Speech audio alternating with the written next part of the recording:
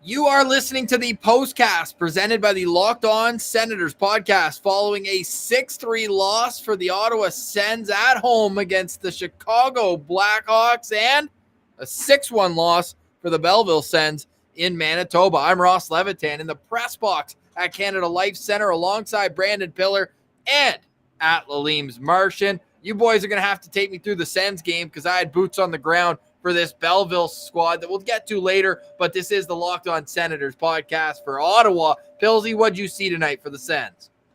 I mean, disappointing loss. They get out to a 2-0 lead. First period looks good for the boys. And Martian, I was saying to you before we started, I really thought this was going to be a case where unfortunately, Murphy right away, just a couple minutes into the game, he turns quickly, gets hit by Parker Kelly and has to get stretchered off. We hope he's okay. Obviously, not an intentional malicious play by Parker Kelly. They're just one of those hockey plays where it's bad timing.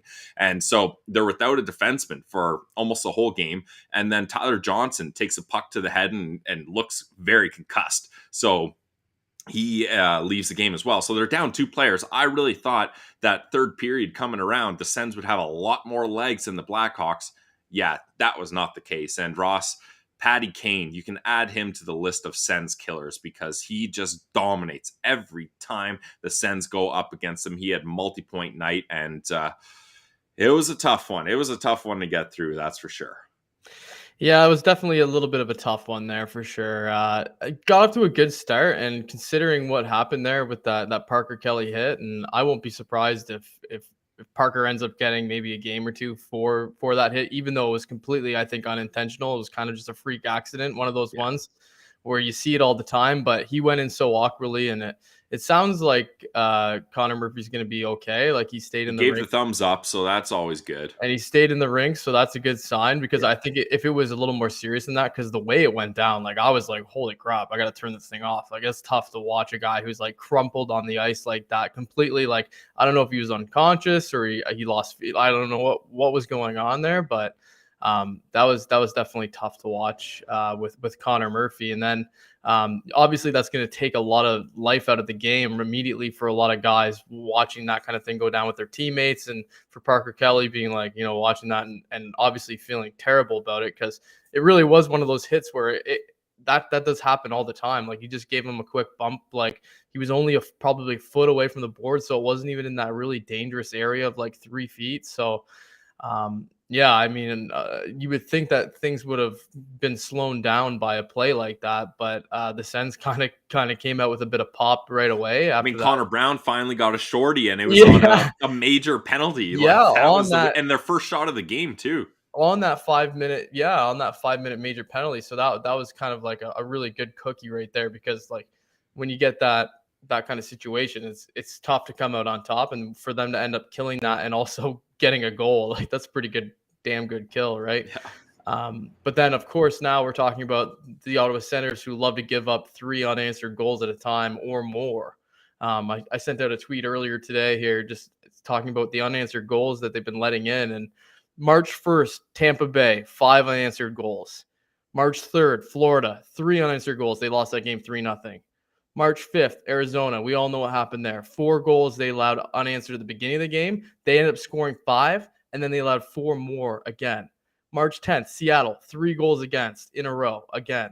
And then obviously tonight they allowed 3 unanswered goals 2 times in the game, which is like, that's a crazy run to go on in 1 month. And you were only, I mentioned whatever there is there, 5 games out of 6. Yeah. So it's happening every game. Yeah, it certainly is. And they even got out to a 2-goal lead tonight. So before they gave up 3, and I have it in the title here, 3 unanswered goals twice in a single game. You just can't expect wins when you're giving up goal after goal after goal. And just from the following along that I could, checking at intermission, I noticed that the pitchforks were out for number 22 and number 3 that we've seen time and time again. I had a passionate rant a few days ago, if not a week, where Nikita Zaitsev just cannot be on this team when they expect to be successful. Do you stand by that, Pilsy? Like Pierre Dorion said, it's going to be a quiet deadline. He should be looking to move number 22 because it's just not working. Everyone can see it except for him and DJ Smith ultimately. So if the world understands that there's no elite defensive coverage in his game, how can they keep trotting him out to get dominated night in, night out, make whoever he's paired with that much worse, and completely neuter the best defenseman on the team when he's paired with Thomas Chabot? It makes absolutely no sense. Yeah, and Ross, I'm glad you said no matter who he's paired with, because he was with Nick Holden tonight, and courtesy of Natural Stat Trick, the Corsi for and Corsi against is just brutal for Nick Holden and Zaitsev. He made Holden look terrible tonight. Yeah, that's the thing. Like 10 Corsi for, 16 against, like a difference of 6. And that's supposed to be their shutdown pair, and they're getting absolutely annihilated in their own end. And Martian, tell me if you notice the same, but all of the Senators defensemen, like everyone, the Blackhawks were doing dump and chase, and the Sens just were not able to do anything with the puck in the corner. Like Brandstrom was giving it away left, right, and center. The whole Brownstrom pairing tonight looked like they were just getting dominated. With the other pairings, you could tell they were targeting one side or the other. I feel like I think they were actually probably going more after Chabot, I think, than Zoom on the one pairing, and then Zaitsev was the obvious target on that second pairing with Holden. But then with Brown and Brandstrom, they just didn't give a shit which corner they put it in. They could put it in whatever one they wanted, and they were going to come out with the puck, because between Brown's foot speed and bad decision making and Brandstrom's just inability to win a physical battle in the corner, it was easy pickings at that time when they're on the ice. So it's tough to watch, and big things. Like, I know Dorion talked about having a quiet deadline, but I mean, otherwise it's going to be a real tough end of the season here, watching this group decor go at it. And luckily, obviously, we're going to get some help with Sanderson. But I know, but relying on a 19-year-old to come in and save the day. I don't care how good he is, the real deal. We know that everyone is aware of his talent. You can't expect to win when the Senators have had either Cody Ceci or Nikita Zaitsev in the lineup for like 7 straight years, and haven't learned their lesson. So at what point do you look at management here and say, these guys aren't getting it done? I know that the drafting's been really good, and I'm the first one to go out with my pitchfork and come at all the internet scouts there. We do it daily at Sen Central, but you have to target legit NHL players as well, and they have done such a piss-poor job at that in this rebuild. The entirety of it, we could go and list off all the guys. Shout out Evgeny Dadonov, happy birthday. It was 5-1, but that didn't work out. Derek Stepan clearly didn't work out. Matt Murray, this guy can't stay healthy for more than 2 weeks at a time. And when he does, you don't know what you're going to get, whether he's going to let in 6 on 15 or if he's going to stop 30 out of 31. So there just has to be some consistency, and I think it starts with getting legit NHL players into the mix, because right now it's just not getting it done. Yeah, I mean, you said it. That's Yeah, like that's where we're at. Well, I didn't even watch the game either, right? I'm busy doing Belleville. We can touch on that after, but like, just from what I'm seeing, it just sounds like their big boys kind of took over the game. Is that the case with Kane and Taves? Well, yeah, and that's the other thing that we could definitely talk about is those are two basically legends of the game here going, and those guys are probably both maybe Hall of Famers. I think Kane for sure. I think, well, probably Taves too. So those guys are having really good careers, and they're all-stars for a reason, and they're the big dogs in the NHL when you think about that, their generation, right? So I don't know what happened with the Sens. They tend to, like, I don't know, they play down to the competition, and they kind of don't show up for the games that you think that they should be winning, because Chicago's not exactly having a great season here. So it's difficult. It's difficult to watch. What would you say, Pilsy, about Anton Forsberg's game tonight?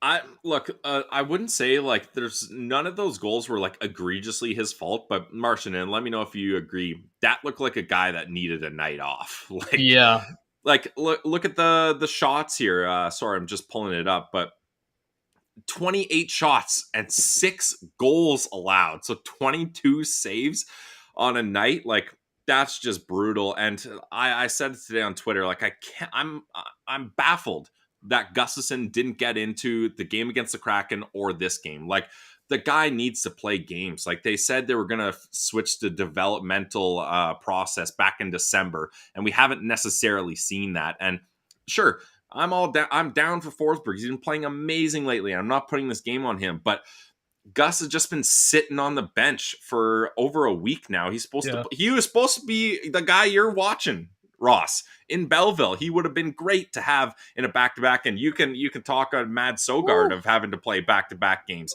It's not pretty. So it would have been great to see Gus get into a game somewhere in the Senators organization. And I know people are probably going to toss in the comments he's supposed to play Monday, but I just really feel like they needed to get him in here, and Forsberg deserved a break. Like, he's been showcased. Like, if you're a team looking to trade for Forsberg, and I believe the Sens aren't really trying to trade him right now, but if that was the case, you know what he has in store already. You don't need to keep trotting him out here. Matt Murray, who knows how long he's going to be on the shelf for. So Forsberg's going to get his games in. I don't think we need to jam-pack as many games as is going on here for Forsberg. So I would have liked to see Gus tonight. Not saying he would have had a better performance or they would have won with him or anything like that, but Forsberg looked like a guy that needed a break. Go ahead. I was just going to say real quickly here, I 100% agree with you, Pilsy, but it is kind of nice watching a goalie start more than 3 games in a row. Yeah, for the Sens, that is rare. Yeah.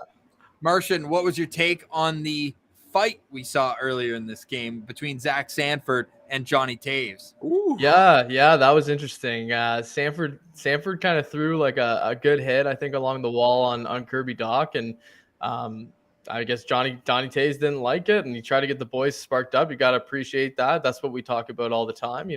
That's captain shit. He's trying to get the boys sparked, and I mean, he's not a guy who fights all the time. So for him to go and fight, sorry about that. The old dog giving the old bark. Birthday though. It's my dog's birthday, so we'll let him have a pass. But can we get some happy birthday Hansels in the chat or what?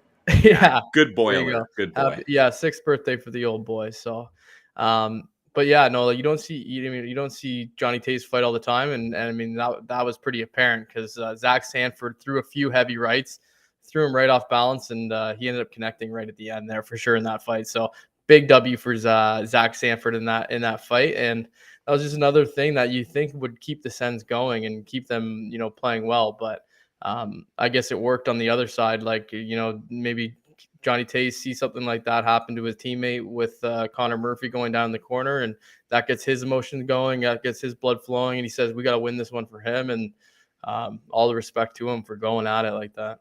Yeah, definitely. You got to respect that by Jonathan Taves. And guys, it was nice to see an Ottawa Senators player win a fight not named Brady Tkachuk. Like, that was refreshing because we all know what happens when Watson throws the gloves down.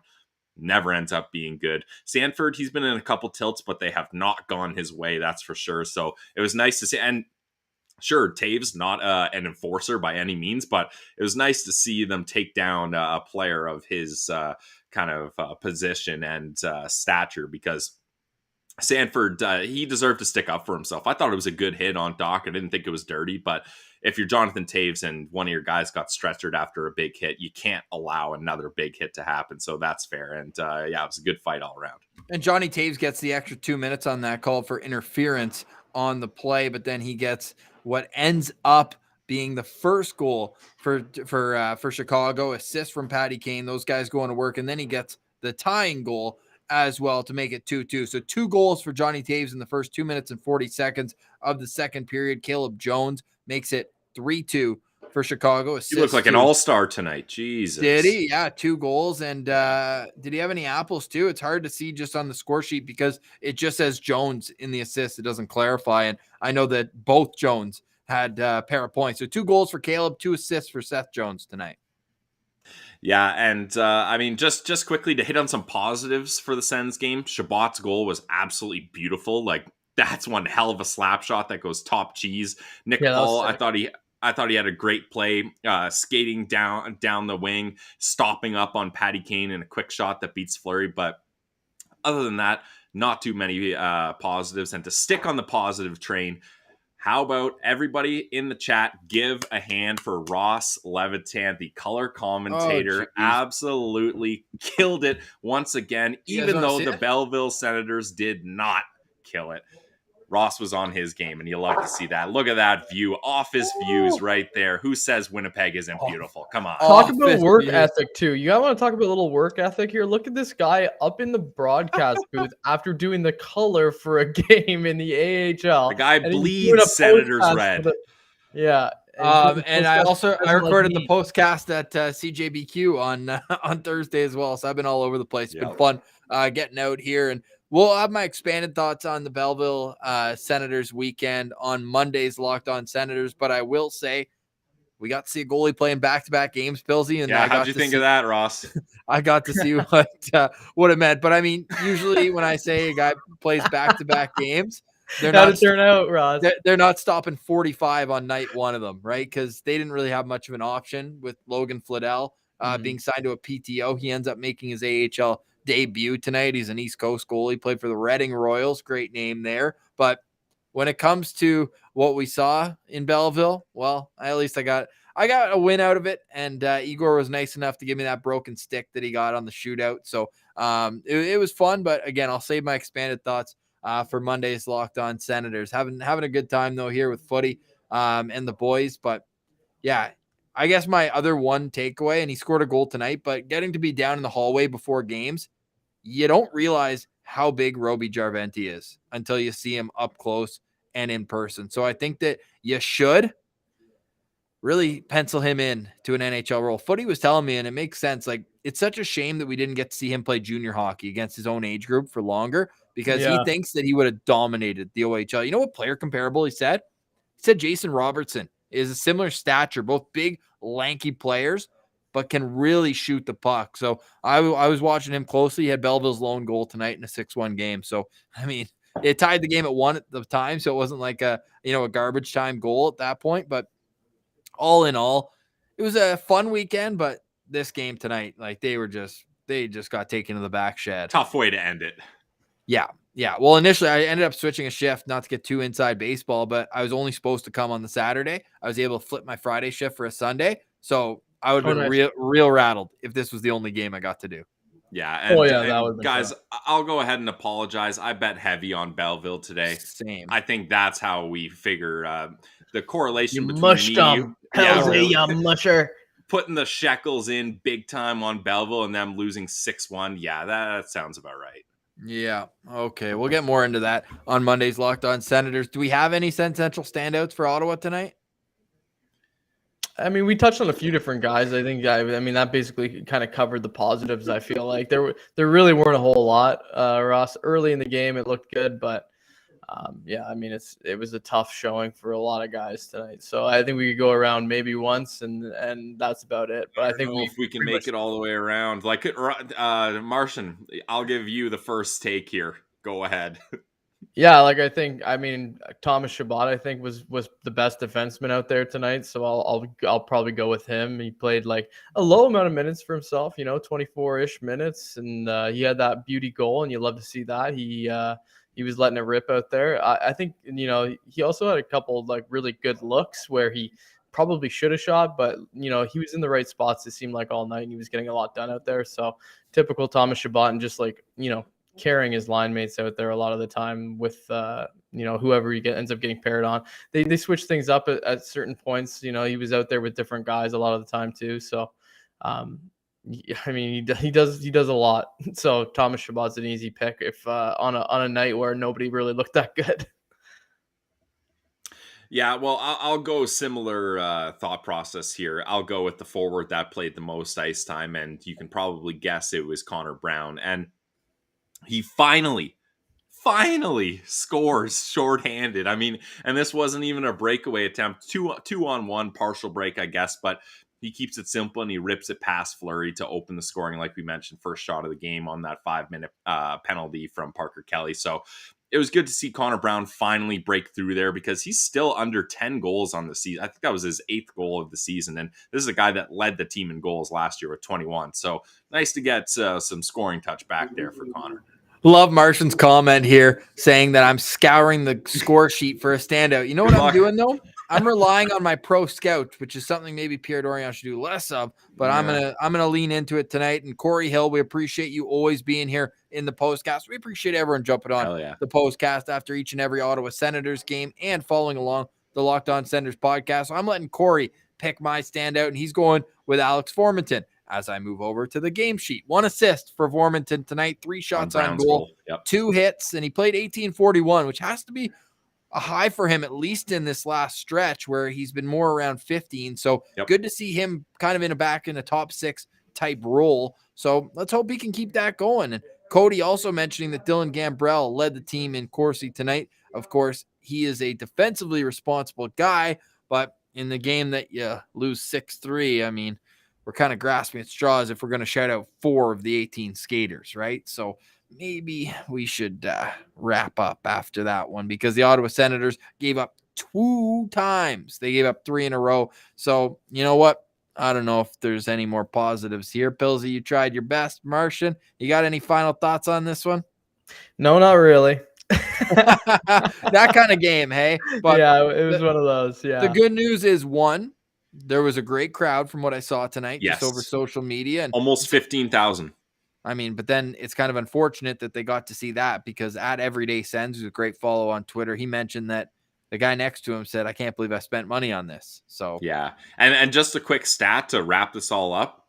The Senators have lost now 8 straight games to the Chicago Blackhawks. So really? Anytime the Blackhawks are in town or they're in Chicago, don't bet on the Sens. I mean, that's don't take my betting advice, but that's just the numbers there. Bet the over though. The over always hits up against Chicago. So the Sens score first and failed to win tonight. No points on home ice. The good news as well is their homestand continues as they will have the Arizona Coyotes, I believe, next up. Did I get that right? Yotes, yep. Yotes on Tuesday. So a couple days. Oh, wait, no. Don't they play on Monday? Monday. Is it Monday, but against the Yotes? So I'm pulling it up Gustafson right starts. Let's go. All right. Well, a big game for Gustafson as well. So more on Monday's Locked On Senators. I'll have my head on straight back in the studio, show you my milestone. And hey, the team actually gave me it's too far away. I got a little puck here for my first pro call. So lots of good stuff coming down the pipeline. We got some interviews that Footy and I are working on. I got to meet the coaching staff. So maybe Troy Mann one of these days could join us. He's a real nice guy. And hey, next week's a big week too, because Pillsy's ending the week boots on the ground in Montreal for the Senators and Canadiens. But tonight we say goodbye after a 6-3 loss for the Ottawa Senators to the Chicago Blackhawks, a 6-1 loss for the Belleville Senators to Manitoba. So don't do the on aggregate tonight, or else you disappoint yourself even further. And to make McLevin gets kicked out of his playoff game with a minute and a half left, and because it's his 3rd ejection of the season, he's out for North Dakota's next game, semifinals for the NCHC. So lots to dissect here on this week in Locked On Senators. But for today, we say goodbye. Get some Go Sens go in the chat if you don't mind on the way out. For Brandon Pillar and Levitan Martian, I'm Ross Levitan reporting from Canada Life Center, where the Manitoba Moose just won 6-1. All right, yeah. Enough of the lingering disappointment. We'll leave you with that tonight. We'll be back on Monday to break it all down on the Locked On Senators podcast. Again, you can follow the show wherever you download your podcast, on YouTube, where we'd appreciate if you subscribe, leave a comment for Pillsy and I, and appreciate at Levitan Martian for stopping by. If you missed any clips of the game, you want to go there, check out at Levitan Martian on Twitter. For Brandon Pillar, I'm Ross Levitan. Have a great rest of your